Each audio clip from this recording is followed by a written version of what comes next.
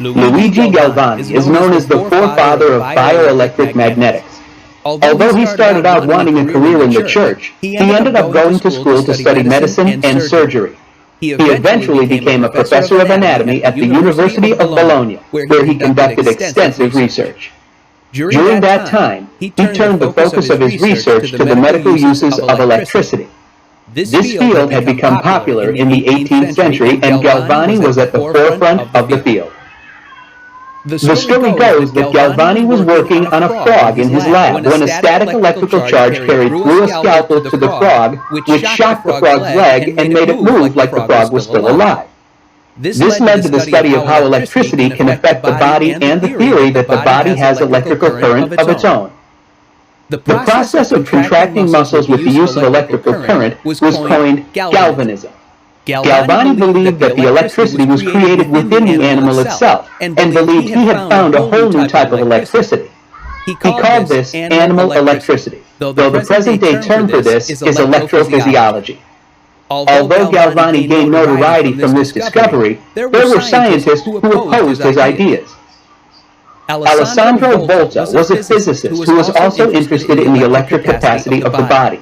He started using galvanism to try his own experiments, which brought him to the conclusion that Galvani was wrong.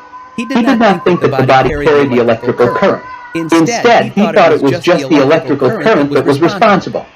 His research inspired him to create the very first battery, which he called the voltaic pile.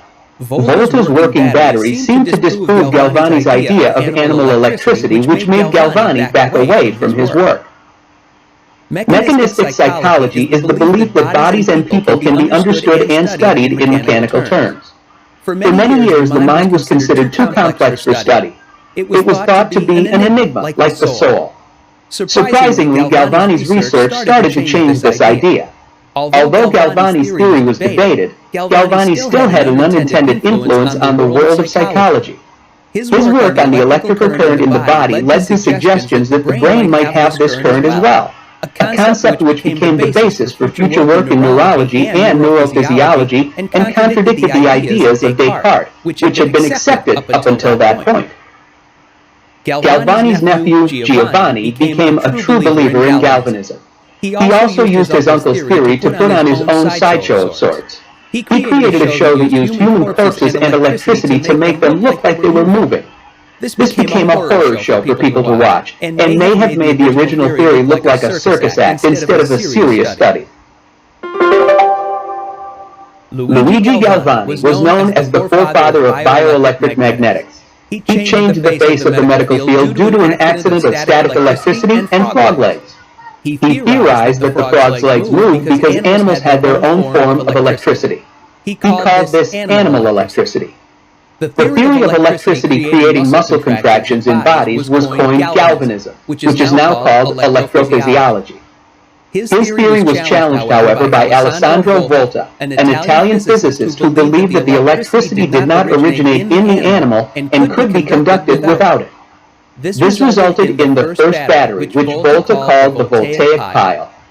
Galvani struggled after the conflict with Volta, but Galvani's theories and ideas are the basis of mechanistic psychology, the belief that bodies and people can be understood and studied in mechanical terms, as well as neurology and bioelectric magnetics.